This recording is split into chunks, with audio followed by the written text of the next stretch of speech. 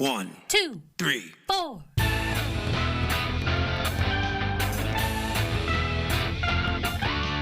Monster movie. Fun time, go! Monster movie. Fun time, go. Monster. Movie. Fun time. Go!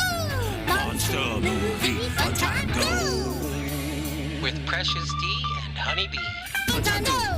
Hello, everyone, and welcome to Monster Movie Fun Time Go. I am your host, Precious D. And I am your other host, Honeybee. Honeybee, how you doing this week?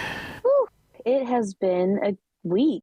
I am glad the holidays are over. How are you? I'm all right. It's my birthday in a couple of days, so Yeah. well, by the time this airs, I think when this airs, it will have been my birthday yesterday. Well, everyone who hears this, don't forget to wish Precious a happy birthday. Happy late birthday, since it was yesterday when you hear this. Thank you. Sadly, we are starting the year off with Attack of the Crab Monsters. Oh, shit. Wow. And I think I must have somehow messed up the order of my list, or my list messed itself up, because this is from 1957. I thought we had moved past 1957. What the hell? Yes, this list says it's 1958, but other sources say 1957. So, who knows? I can't be bothered to do a deep dive to figure it out. That's what you get for getting a list off the internet. So, this is a very bad movie. Okay, I never saw this movie coming. Like, what the hell? I felt like You mean a lot of times the big in this reveal? movie, well, no, I mean, there's so many times where I felt like, what is going on here? What is happening in this movie? It feels like a fever dream. This movie was nightmare fuel. Like, this movie, there's so many times where I'm just like, what is happening? This movie is crazy. It's in black and white. It's only 62 minutes. And Thank God. it is directed by the, I'm going to go ahead and say, infamous Roger Corman. Yeah, in the comments. I was reading the comments and everyone's like, oh, the infamous Roger Corman. One guy was like, I bet he just made up all this shit on set. He's so blah, blah, blah, blah, blah. I was like, wow, this guy's a really big deal. Okay. Yeah, well, he is a big deal, and at the same time not, in that all he ever directed was, cheap-ass exploitation shit. Pretty much. But he's had, a long career and a big influence, and over the years, various people who went on to have bigger careers worked for him. He gave various people their start in the movies, and mentored them or showed them the ropes or whatever. I think James Cameron, maybe. So when we talked about this movie, when you were like, watch this movie next, I was like, cool, thanks. And you were like, don't thank me. And I was like, oh no. And you were like, I have 2 words for you, Roger Corman. And I didn't know what that meant, but now I fucking do. Now you do. Now I do. I don't know how many monster movies he did, so I'm not sure we're going to see him again. But okay. Feel free to explore his oeuvre. He did it like the same year, I think. He did Not of This Earth. This one I'm curious to see. The Saga of the Viking Women and Their Voyage to the Waters of the Great Sea Serpent, which was also 1957. Shit. Wait, that was a title? That was a title from the same year. Also in the same year, he did 2 what are called teen girl noirs, Teenage Doll and Sorority Girl. What? Yeah. Are these... Wasp Woman is one of his movies. Battle of Blood Island. Creature from the Haunted Sea. Yeah, that's the kind of thing.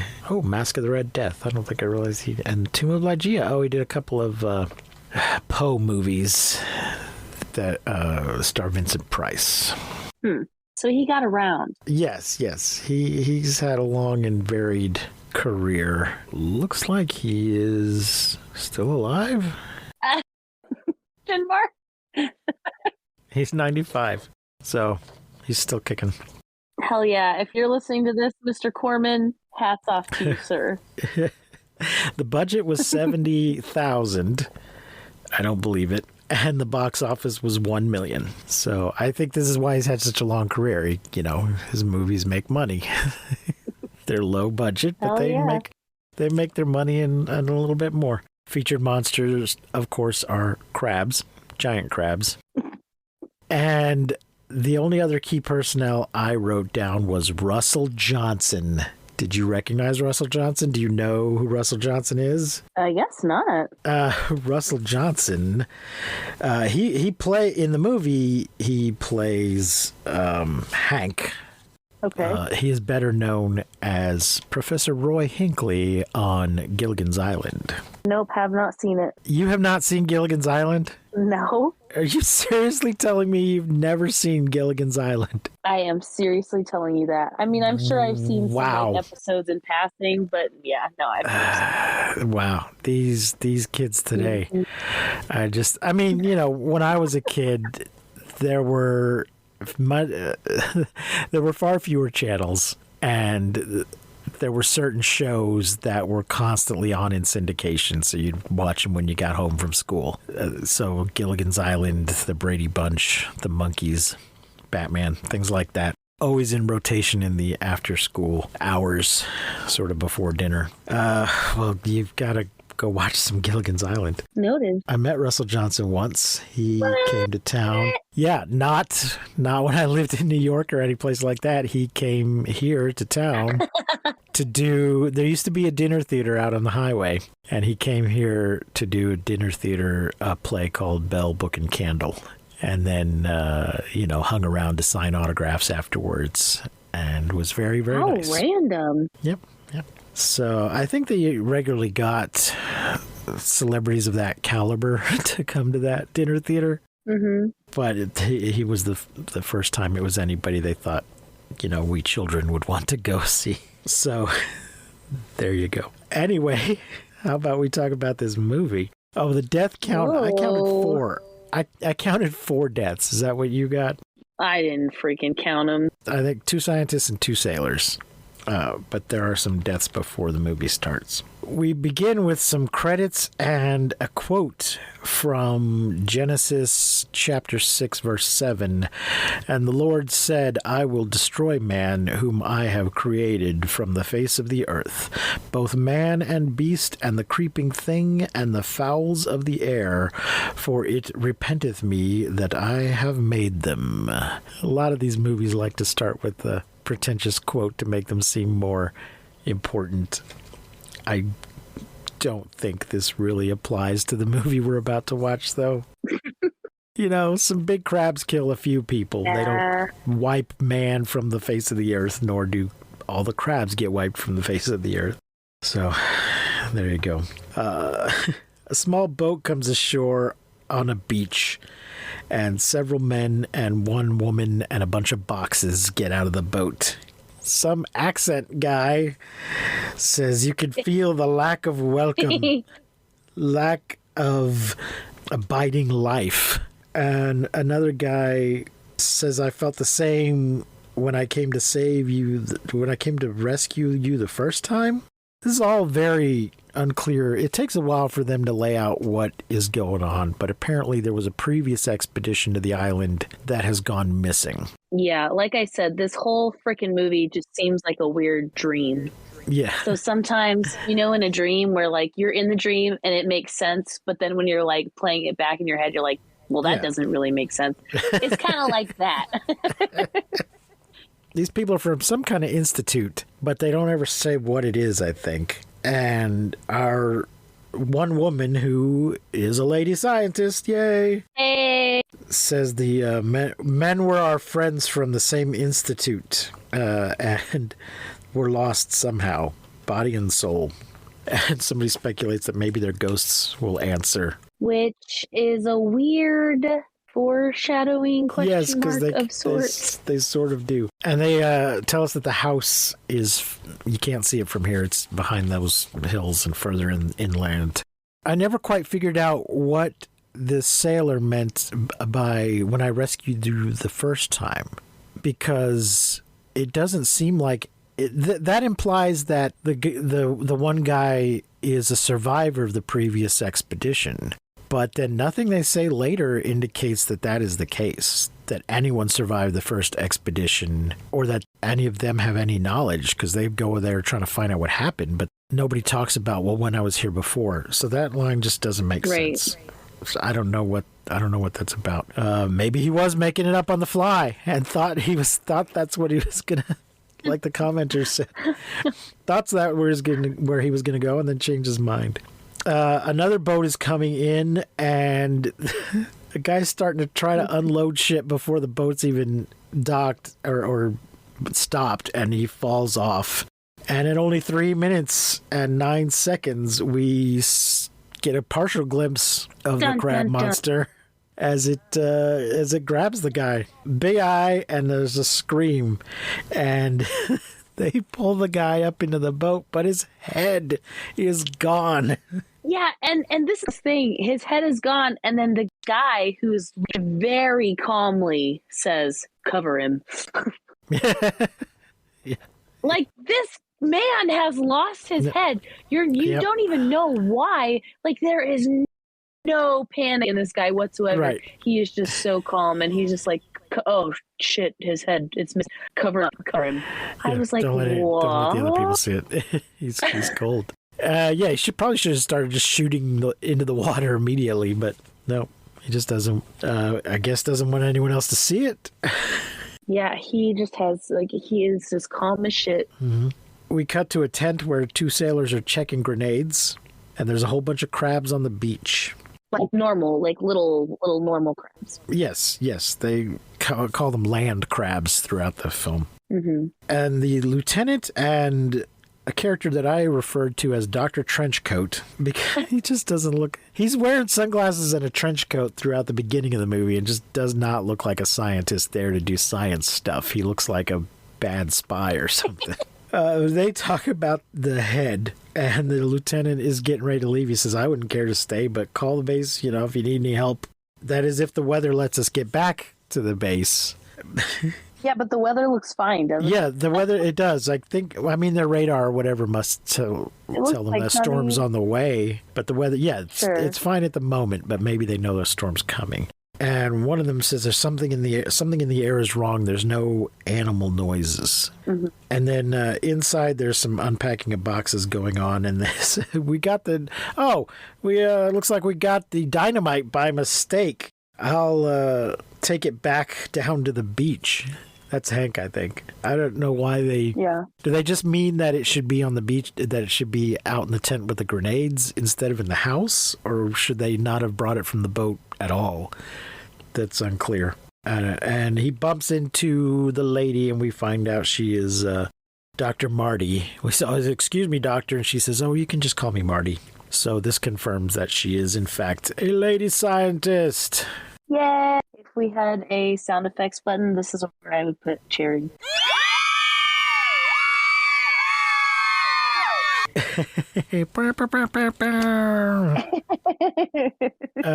Somebody says the place looks good. It was a wreck a few months ago.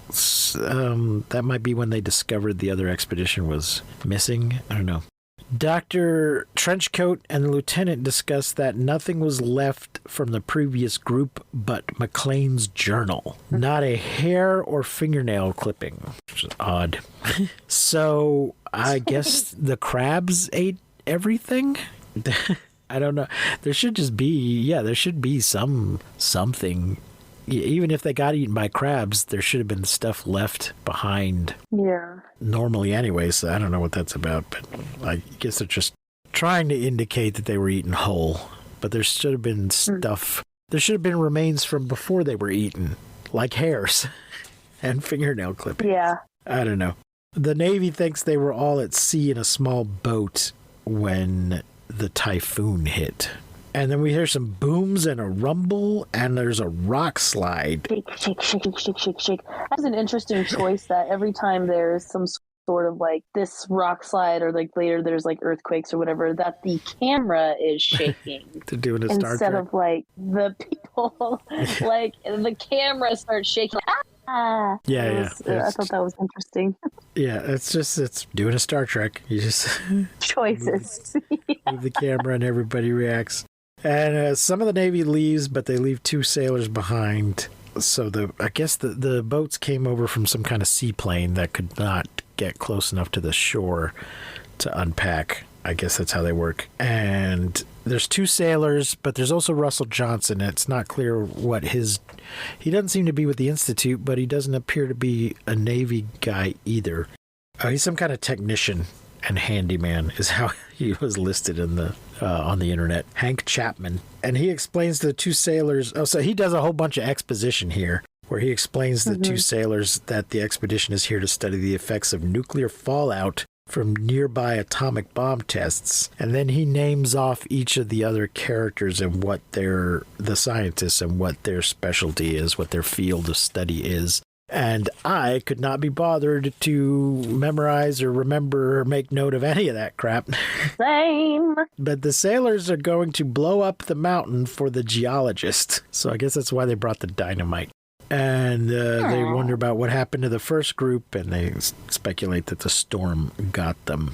And then everybody gathers to watch the seaplane take off, as if it's a event or something, which then it turns out to be because it explodes for no apparent reason. The storm has not come. There's no indication that there was anything wrong with it or that anybody sabotaged it or anything like that, but it just explodes. Yeah. I also realized right here in this scene that Dr. Marty's collar is like popped up. She like throughout the movie, the collars of her shirt, she like pops them up and has them like, like it's really interesting. It's her little jaunty fashion choice that she consistently makes. Well, see, I noted here that Russell Johnson is marooned on a desert isle, but not being familiar with Gilligan's Island, that would mean nothing to you. Yeah, it means absolutely nothing. But I'm sure the audience enjoys that irony. There you go. There's a spoon of irony for you. At the radio, Hank can't get any of the naval radio bands. He gets a little bit of a civilian band playing some music.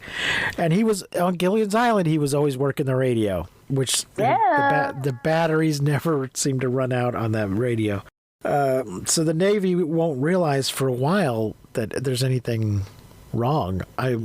I guess the plane should be scheduled to return at a certain time, so when it doesn't, they might begin to suspect, but they can't call in the problem right now. Right. And they even say, too, that since there's the storm, that probably won't send anybody out because they'll just think that they wanted to wait out the storm or whatever. Yes, so it'll take a while for them to realize that they're late. And then they all go into the living room to work. And Dr. Trenchcoat reads from the journal. Seems they found some kind of giant worm. Large piece of earthworm flesh. Yes, not even a whole worm, but judging from the size of the piece of flesh, it was a giant worm that they would cut it, but the knife would go right through it, or didn't it healed up or something? It had some weird properties. Yes. Yeah, the knife, it basically would go through it like it was like transparent. Yeah. And then there's another earthquake. And later, later, Hank puts some mice to bed. And he's like covering up the mouse cage in the lab. And 2 scientists discuss the worm, and then why did the journal stop in mid-sentence? Dun, dun, dun. They never quite explain, but I guess the crab got him while he was in the middle of writing. I don't know. Or maybe, because we hear later voices calling out, so maybe he heard something and stopped writing and went to go check it. Yeah. No insect life. Something. I don't know. Strange movie script. Oh, okay. So that, I guess they noticed that there's no insect life on the island. But then there's a strange noise, a kind of a scratching. And they look outside, but it's just a wire blowing in the wind. Or that's what they think it is, but we do hear it again later, I think. And the next day, Dr. Marty is scuba diving, and there's... Well, she's scuba walking. She doesn't actually dive off of anything. She just walks right into the ocean with all of her gear on. What? But it's still scuba... Well, she's scuba swimming or whatever you want to call it. Yeah. So there's just no diving. I think you still call it diving, even if you don't dive. I'm not sure. I don't know very much about the ocean or like being around it, but I just thought it was really funny that she like had all of her like shit and then just like walked into the ocean. Yeah, I think it's still called scuba diving, even if you don't dive off of a thing. But they they make a big deal about how there's no animal noises and there's no insects or whatever, but all the ocean life seems perfectly fine. Mm-hmm. The fallout, whatever killed it, the fallout but there was all those crabs on the beach too. So this is more where it just doesn't add up. Anyway, the ocean is full of life. The fallout that they are studying does not seem to have affected the ocean life at all, because there's a bunch of rays and fish and shipwreck, which is covered with, plant life and stuff. And Marty picks up some seaweed and stuffs it in her belt. This whole scuba diving scene was like just weird and pointless. Well, how about the weird scuba kiss? So a guy comes swimming up to her. A guy in scuba gear comes swimming up to her, and I guess he kind of startles her, but it looks like he tries to kiss her, but they're both wearing their masks. Yeah, and she like pushes him away really hard. Yeah, she pulls away like somebody that doesn't want to be kissed. But then later she just like, oh, you scared me after death. So I guess he just startled her. It wasn't so much that she doesn't like him. She was just startled. But yeah, I just thought it was a really weird thing to do, this mask kiss. Yeah, this whole underwater scene just felt so stupid and annoying. like what is happening? Like, can we get on with it, please? Right. So they surface and we find out the guy is Dale, and she says, you nearly frightened me to death, and that she was lost. A rock that she was using for a landmark, she turned around and it was gone. A big black rock. Yeah, but this is never explained either. Are we meant to think it was the giant crab and she mistook it for a rock? Right. I guess. Yes, this is another one of those weird dream things that like feels like it should make sense but doesn't. Yeah. Dale says he did see a big black shape near her. So, yeah, I guess it's meant to be the crab. So here's another weird thing. When the other sailor fell in the water at the beginning, the crab got him instantly. But Marty and Dale swim around for quite some time, and I guess it's full. It doesn't seem at all interested in biting their heads off. So I don't know. And they mention that there's land crabs and seagulls and everything else is dead. But why? Why are the land crabs and seagulls fine and everything else is dead? That doesn't make a whole lot of sense. In fact, they should be dead too because they don't have anything to eat because everything else died. Yeah. So even if the radiation or whatever didn't kill them, they should still have starved to death. So I don't know. This fucking movie. And Dr. Carson calls out from the cliff and says to meet him up the path. Because a 50-foot pit has appeared out of nowhere. Yeah, in the last 20 minutes. Marty's like, that path wasn't here when I came down the hill. What the fuck? But don't go in. There might be a cave in. And they notice that the rock is glazed like in a kiln. Then McLean... so then it's... Oh, did I skip a page? Nope. No. This is where shit really fucking gets weird. Yeah. This is where shit gets so weird that I was just like, what? Have I done drugs? Like, because this is where Martha is like asleep and it's like, awake, Martha, awake. Yes. So McLean, it cuts to her in bed and McLean's voice, we find out it's McLean's voice, calls out to her and is calling her by her full name, Martha, and wakes her up, and she goes to look and runs into Jim, who was also called, but apparently they each only heard themselves being called. Mm-hmm. And Jim climbs down into the pit because he seems to think it's connected to the voice. And then there's a little earth rumble. A shaky, shaky, And Marty gets knocked out in just the stupidest. Yeah, I had to rewind this. For Dale, or no, Jim. For Jim to climb down, he like stuck a little pickaxe in the ground and tied the rope to it, I think. So Marty's sort of next to it and slips and gently grazes it with the side of her head, which instantly knocks her out. Yeah, I had to rewind this several times because I just kept thinking, like, what happened? I couldn't, that never even, like, got across to me that that's what was happening because it was so terribly done. And then later on, I guess they say that she had fainted. And I'm like, why? Yeah. What happened? I rewind it like 3 times and I still couldn't figure out what happened. I did too. Right. Yeah, they do say she fainted, but it looked to me like they were trying to show her getting knocked out because there was nothing that would cause her to faint. Happening. She's already experienced a couple of these earthquakes, so it's not like that scared her so bad she passed out. So, Jesus, yeah, it's so weird. But then Jim screams though as she's getting knocked out. Jim screams from down in the pit. It's a very high pitched scream. Because the others even think it's a woman. It's not quite a Wilhelm, though. And the others come along, and it seems that she and Dale are an established couple, which we don't see that often in these films. A few of the Japanese ones, but most of the time the romance is just starting. Mm-hmm. But in this one, they're already a couple, and in fact, apparently they've been discussing getting married. There is a mild attempt at starting a new romance later. Yeah, which WTF? Hank indicates that he is interested, but gets gently shut down. I'm not clear if she even was catching on that Hank was interested. But yeah, that seems to be what's happening. It was really weird. Yeah. Well, when he bumped into her earlier at the beginning, I think he had a little bit of a, oh, hey, how you doing? Only woman on the island.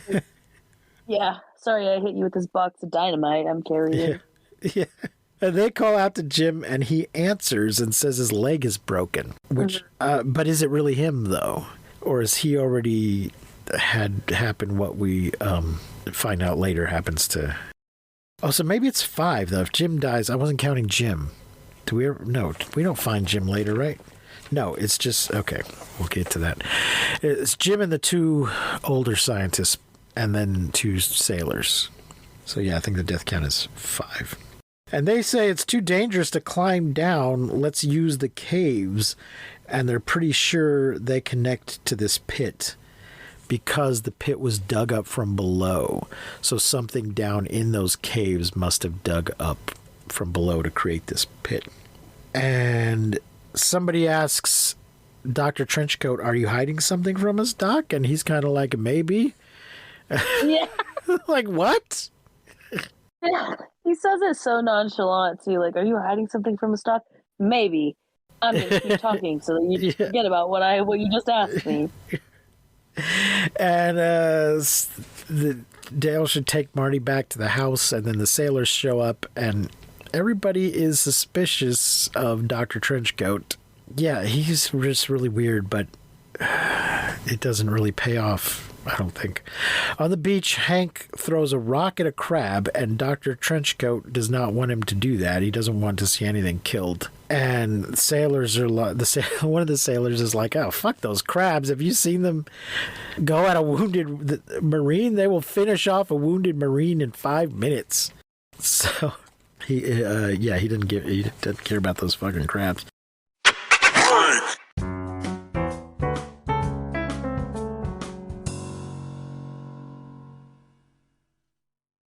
Into the caves they go.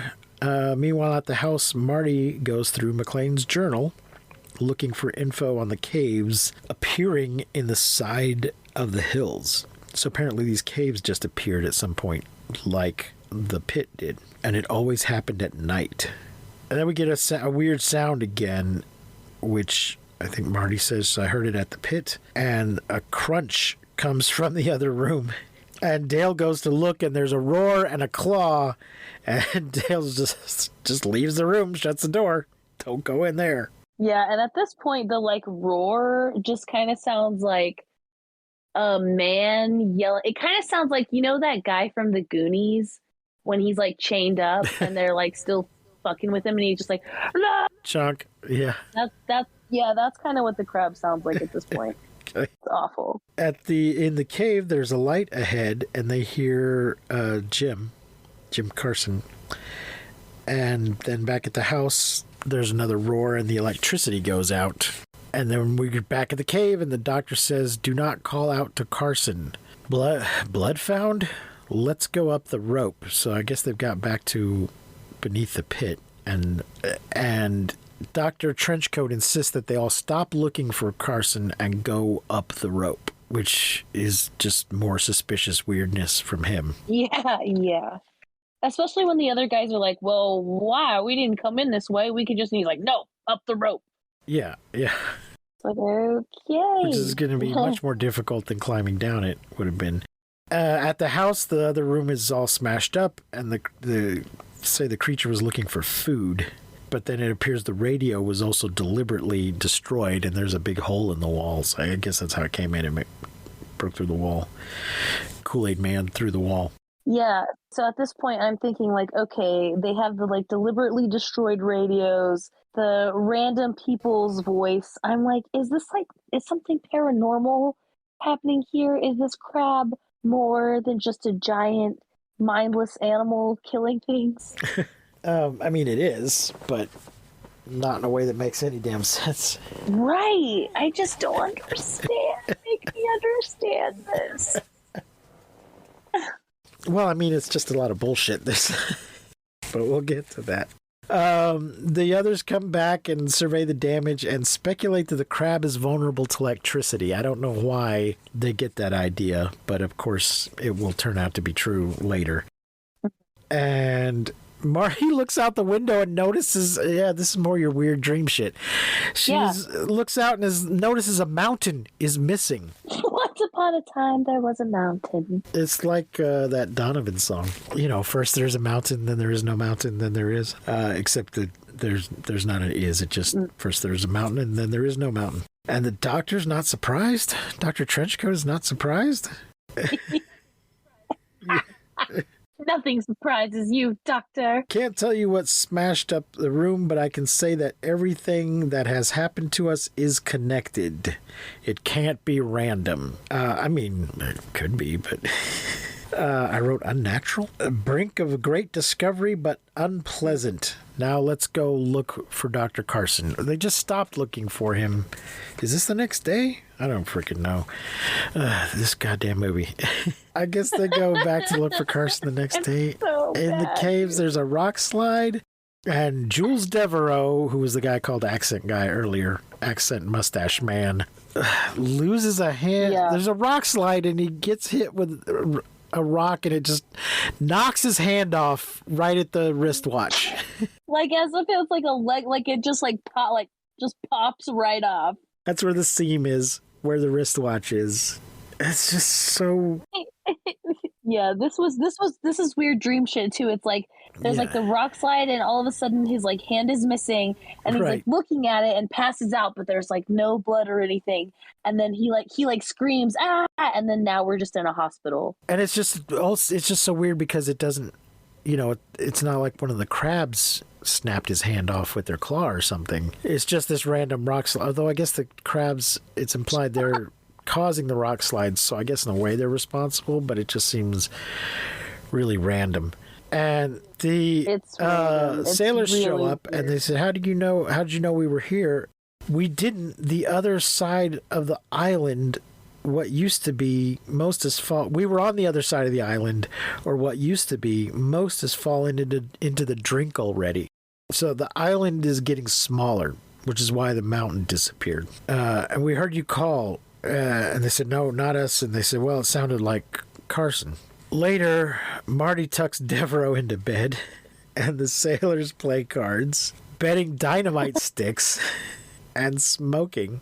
I don't know if it's dangerous to smoke around dynamite. I don't think it actually is, but it just seemed like they were smoking too close to the dynamite. And then there's a sound and a scream, and Devereaux, who's in bed, hears the scream is from the sailors. The sailors there's a sound and they look up and something is clearly coming at them, and then they scream. And they scream and then dive into the ground. Yeah. And Devereaux in bed hears the sailors calling out to him, claiming to have found Carson and to come outside but be quiet. And he goes, and the crab gets him. Yes, and he says something like, "Where are you?" or something, and they're like, the crab, he's like, "We're right here, Professor." And then you realize for the first time that these people's voices are coming from this fucking crab. And I'm like, wait, what? Yes. So Marty hears the scream, and everyone gets up, and they all hear Devereaux's voice, and they say, "Where are you?" And he says, "Where you all soon will be, and we'll be back tomorrow night." Oh, God. And they're like, "Wait, is he dead? Is he a ghost?" Morning on the beach, sailors are eaten but no bones, and the dynamite is gone. I don't know why they think the sailors have been eaten if there are no bones, but they have been eaten. We still have to repair the radio and then wait for Jules to speak. So, yeah. Later around the table, Jules speaks to them through a gun? I don't know why. Yes. Before they could just sort of hear, his voice, and maybe they were just hearing it in their head, but they thought they were hearing it in the air or whatever. But now apparently he needs to speak through an inanimate object, in this case a gun. I don't know. Listen, people out there listening to this podcast thinking like, what the fuck? This doesn't make any goddamn sense. Like, yeah, we know. That's what we're telling you. That's exactly what we're telling you. The gun tells them something remarkable has happened. Come to the caves and see. And then Carson's voice speaks as well. And then at the caves, they yell out to show yourselves, and the crab appears and roars. And there's a little bang bang, but it does no good, and the grenade does no good. Grenades, yeah, throws a few grenades. But then a stalactite falls. I don't know if it falls as a result of the shooting and grenading, or if it just falls, but the stalactite falls and kills the crab. But they're worried that it's like a stake in a vampire. That if they remove it, the crab would come back to life. It'll come back to life. Which is more like doesn't make shit dream shit, right? Yeah. So, and then they take one of the claws as a sample. Yeah. Another thing. They just like off, take one of his legs. They just like pop it right off. Another Lego leg. Then they see a second crab. But they throw some dynamite to cut it off. They, make a little rock slide in the cave to keep the crab away. And Devereaux's voice says, "You have destroyed McLean and all his party and tried to destroy me. It's a mistake." So I'm going to cut ahead a little bit here to explain what is going on. It seems when these crabs eat somebody that they consume their mind. When they eat they absorb their brain. When they eat the brain, they absorb their mind in the process. And so I guess the one crab had McLean and all of his party's essence, but the other crab, I don't know why both crabs wouldn't have part of McLean and his party. Like, only one of the crabs ate McLean and his group, and the other crab had to wait until this group came along. This seems to be what they're implying. Yeah. That the second crab is only eating people from this group, and the first crab ate everybody from the other group, which is ridiculous. I mean, it's crazy. It's a fever dream. It's absolutely insane. It's just so weird. There's two giant crabs, but one of them's like, no, I'll wait for the next group to show up. You go ahead. yeah, you go ahead and eat all these guys. And then he does. And so then because he did, he absorbs their brains, and now their brains are just a part of him, and he can like fuck with his friends, with their friends and stuff, with their brains that they have absorbed into their giant crab bodies. I'm not kidding. This is like the first movie where I feel like I want to tell people, like, you have to watch this just to like believe what I'm telling you, because it just makes no sense. I don't know if we mentioned it but last week, but you can watch this on YouTube. You don't have to pay any money for it. Yeah, it's weird. I watched it by itself, but another YouTube channel had it on the double feature with Not of This Earth, which is what it was originally a double feature with back in the day. Nice. Back at the house, they're studying the claw and say that the molecular structure has been disrupted and that it's a biological freak as a result of radiation poisoning. And there's no cohesion between the atoms. Then why is it still intact? Yeah, how can it kill people? Yeah. And then there's a bunch of electricity bullshit. Yeah, the electricity ashes. They talk about free electrons, but instead of free electrons, he talks about how electricity moves through a copper wire with free electrons, but instead this has free atoms, all disconnected like a mass of liquid with a permanent shape. Isn't a mass of liquid with a permanent shape ice? But any matter it eats will be absorbed and become part of the crab. Yeah, that's what happens when anything eats anything else. That's how eating works. It's so fucking stupid. Oh my god. And that's as a result. Okay. Yeah, I wrote that's what always happens. Result in eating the brain absorbs the mind intact and working. And I just wrote bullshit. And then Russell Johnson has a line that I found highly amusing, but apparently was lost on you when he says, "Okay, professor," just because he's the professor on Gilligan's Island.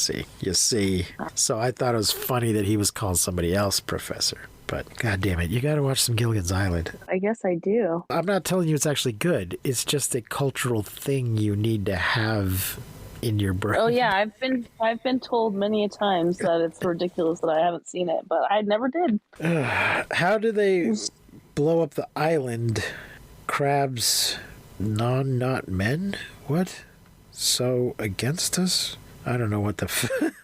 Once again, ladies and gentlemen, I don't know what I've written here. There's the time in your little bingo slot. Yeah, but it does seem that the crabs are blowing up the island. Why? I don't know. I'm not sure why this is... Because they mentioned many times land crabs. So presumably these are mutated land crabs. So they don't want to be completely underwater all the time. They need to have some land. They're trying to get the humans, corner the humans so that they can... It just seems like a really weird way to go about it. But apparently they send out arcs of heat, which the evidence of that was the rocks at the pit. Marty, looking at one of the doctors, Dr. Trenchcoat, maybe, I don't remember which, took a picture. Oh yeah. On the fly when they were fighting the two crabs earlier with the stalactite. And Marty's looking at the photos of the crab. And by looking at this photo, she can tell that the crab is pregnant. Mm-hmm. Something to do with the coloration, I guess. Kill it? Wait, capture? I wrote. I guess they're just arguing about what to do about it. And Hank says, let's find out if the crab is afraid of electricity. And shocks the claw. And it totally vaporizes the claw. Turns to ash. And he says the crab is negatively charged. All right, whatever. And they decide to stun but not kill the crab. How are they going to do that? Because this little shock totally destroyed the claw. Yeah. So they're not gonna be able to electrically stun it. It's gonna instantly kill it. Yeah. And then I wrote, boom goes the dynamite. We must hurry. So the crabs are setting off the dynamite themselves, I guess. Caves are pretty flooded now, so Marty and Hank, for some reason, instead of Marty and Dale, will dive to... They've devised these electrical traps, and they're going to dive to set the electrical traps. So this made me think that Dale was going to die so that Hank and Marty could have their romance that they're threatening to have, but that does not happen. Because this is where Hank tries to hit on Marty, but the crab... she does... I misspoke earlier where it said she gently turned him down. No, the crab cock blocks him. You're welcome, Dale. Yeah, they run for their water. Doctor and Dale, so they...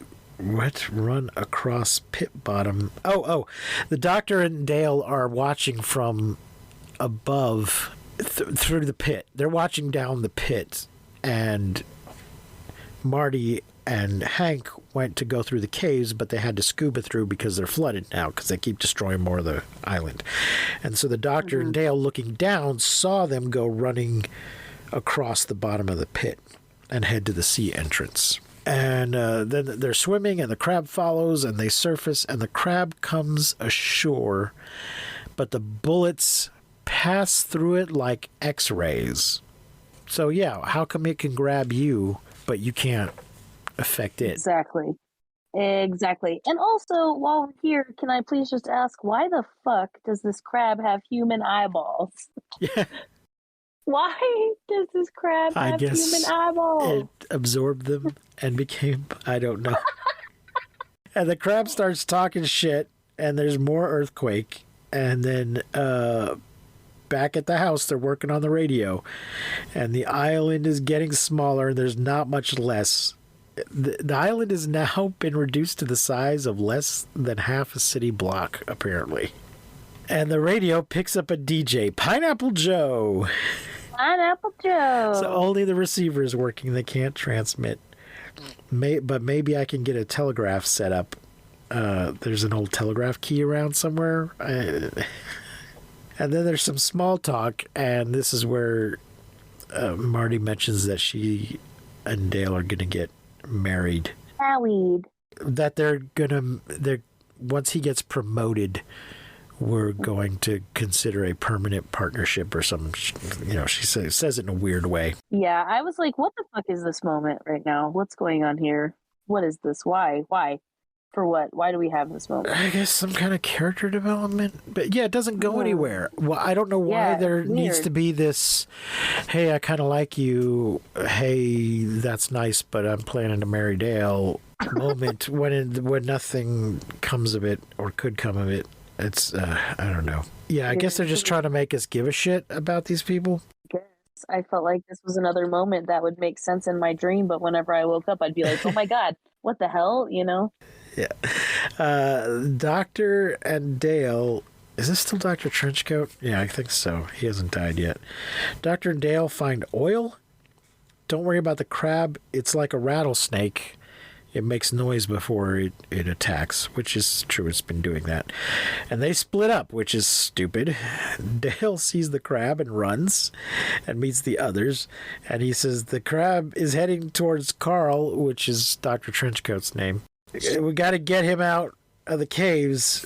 Stay here, Marty. This movie, we talked before about whether the various movies were sexist or not. I think this one is, because even though she's a lady scientist, there is a lot of her just, passing out, and the guy's all, oh, you go back to where it's safe and we'll deal with this shit, kind of, treating her like a fragile woman instead of a... Yeah, I was so not even paying attention to that because I was just so weirded the fuck out by this whole movie. I was just like so confused the whole time that I couldn't even think about things like that because I'm just like, what is this? I'm gonna give it a point of sexism for the way they are kind of condescending to her, and of course it gets a 1 on the racism scale because there are no non-white people anywhere to be seen. But Carl is messing with the trap and he sees the crab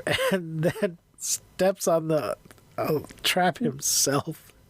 The electricity traps that they've been trying to set. Oh god! He steps on it himself, and Marty does not stay. Confused. I was so confused at this part. Like, wait, what? Didn't he know about? Why would he do that? Yeah, like, why it's clumsy, I guess. I guess. Everyone runs. They see the crab get Carl and then run away. But Dale stays to light the oil, so there's just random, like, natural oil in the cave. So he lights it, but it didn't kill it. Hope fire will hold it long enough for us to send a message on the radio. Message is sent, but then the Devereaux crab taunts them, and the island starts to crack up, and ran water get house? The water gets the house. Yes. I think there's a little bit of flooding and it destroys the house. Does that sound familiar? Does that seem right? No, fucking no, man. So it gets the house because they're climbing up onto what is left of the island. They've got 6 grenades left. The transmitter is still working. So there's an antenna up at the peak of the island, of what's left of the island. And the crab is coming. Blast him. They throw grenades and shoot the gun, and then Hank tries to go mono eclao with the crab and ends up blasting his own leg with one of the grenades. But then he climbs up the radio antenna and drops it on the crab, which gets electrocuted. The end. Yeah, but it's like so awkward because like this, he gets on the tower and then like falls, like pulls it down and like on top of the crab, and they both get electrocuted or whatever. And then the guy's like, he gave his life, and she's like, I know. And then it ends. Oh, did he? Did Hank die? He died. I didn't get that. I didn't get the Hank. Yeah, die. he says he gave his life, and she says, I know. And then it just says the end. So I guess the Navy shows up and rescues the 2 of them, but maybe we don't know. Maybe not. Who fucking knows? I feel like I just don't even know how to feel after watching this movie. I seriously felt like it was just like when you get too sick and your like fever is too high and you're like asleep and your brain is just cooking, so you dream like weird shit that doesn't make sense. That's what this movie was. Like, okay. That's the only way to describe this movie. I mean, is it entertaining? In that way, in the way of like you're constantly like, what the actual fuck is happening? The crabs talking was really like, I just couldn't wrap my brain around it. Yeah, it's weird. This is maybe the weirdest movie I've ever seen. Ever in the history of ever. I was just it's certainly the weirdest one we've covered on this show. It is. Honeybee, what rating are you gonna give this movie? I'm gonna give it a 2.7 for the fact that it's still entertaining and I still want people to watch it just so that this is the first and only movie that we've watched that's like, besides like, you know, the Halloween movies and stuff, where I'm like, no, you should watch it just so you can like see how weird it is and we can talk about how weird it is. Okay. Because it makes no sense whatsoever. I don't think people should watch it because it's a good movie. Right. I just think it's so crazy. It's so weird. It's just such a weird movie, especially for its time. It's like, I just don't even know how to feel, honestly. I think I'll give it an even 2, but only because Russell Johnson was in it. Yeah. Without Russell Johnson, it gets a 1. Dang. Yep. It's just always nice to see one of those people in something other than Gilligan's Island. I enjoy that. It's just nice for me personally. So when was Gilligan's Island? Was it like when was it like That was happening? later. Actually happening?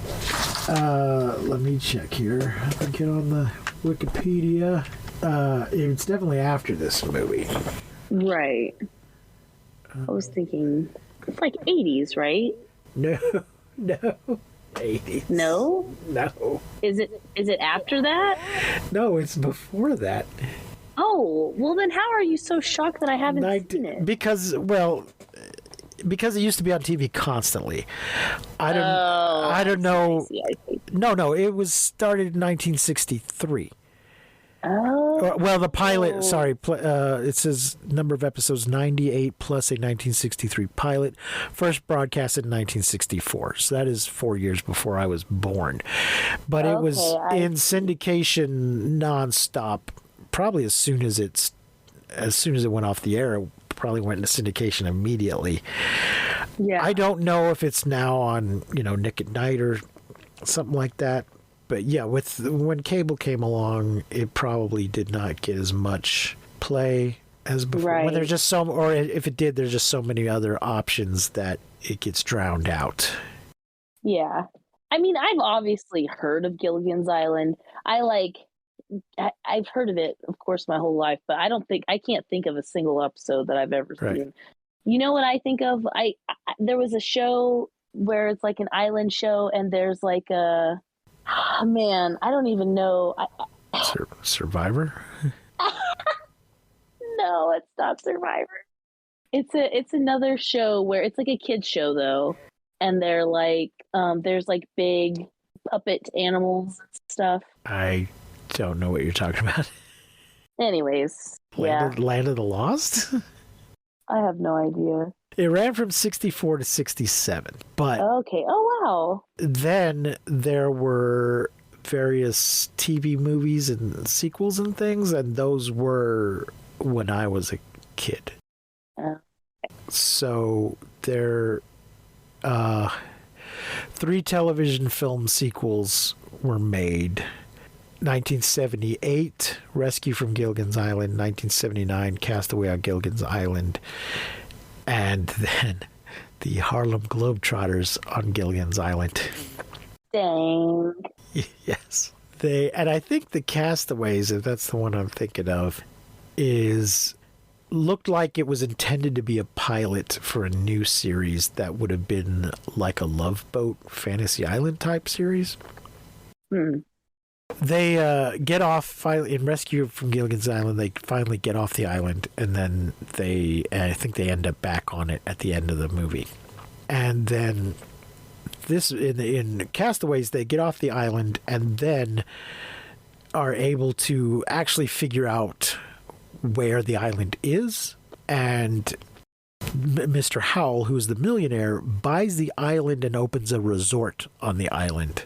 And hires the skipper and Gilligan to work the resort. So this is where it would have been a Love Boat style thing, in that different people would come to the island every week and have, their little romances or whatever, and their little storylines, and interact with the regulars. And then in Harlem Globetrotters on Gilligan's Island, I believe they had to play a basketball game against robots from space. What? They're still operating the resort, and the Harlem Globetrotters are on a plane ride over the ocean when it suffers engine trouble, is forced to make an emergency landing on Gilligan's Island, and they are found. They are in the jungle, but then they're found, and I'm trying to find the part about the robots. I don't think they're from space. I think somebody's some other millionaires just built these robots called the New Invincibles. Well, apparently, I'm gonna have to get into some Gilligan's Island. I think they have to play the robots for the fate of the island or some nonsense. So, yeah, this was in 1981, and the Harlem Globetrotters were extremely popular at the time. And they had their own TV show, cartoon show. And so then Gilligan's Island also had two different cartoon shows. The New Adventures of Gilligan's Island, which was just them on the island, but in cartoon form. And then Gilligan's Planet, which was a science fiction version, in which they escape from the island by building a spaceship and get shipwrecked on a distant planet. So, there you go. Holy shit. Ladies and gentlemen, welcome to the Gilligan's Island podcast. I'm sure there is a Gilligan's Island podcast.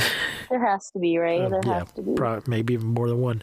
So, shout out to you guys. Judas Priest. Crab Monsters, not great. Not great. Russell Johnson, though, great. Roger Corman, nice to meet ya. Hope I never see you again. Yeah. Fuck off, Corman. Ladies and gentlemen, thank you for listening to Monster Movie Fun Time Go. As I said, Attack of the Crab Monsters is readily available on the YouTubes. Please like and subscribe and tell all your friends about us. Send us a message at monstermoviefuntimego@gmail.com or leave us a voicemail at anchor.fm/mmftg. Buy our t-shirts at cafepress.com/mmftg. Look for us on all the social medias. We are there. Hit a brother and sister up. Hell yeah, brother. Remember, keep calm and take shelter in basements. Don't misuse science. And we will not see you, but you will hear us next time on Monster Movie Fun Time Go. Monster Movie Fun Time Go. Now this is the tale of our castaways. They're here for a long, long time. They'll have to make the best of things. It's an uphill climb. The first mate and his skipper too will do their very best to make the others comfortable in their tropic island nest. No phone, no light. No motor cars, not a single luxury. Like Robinson Crusoe, it's primitive as can be. So join us here each week, my friends. You're sure to get a smile from 7 stranded castaways here on Gilligan's Island. You've been listening to Monster Movie Fun Time Go. If you enjoyed the show, please rate and review us on your podcasting platform of choice. Our theme song is by the Texicano Folk Rock Punk featuring Lita Lopez. You can support the show, find links to our social media, and even leave us a voice message at anchor.fm/mmftg.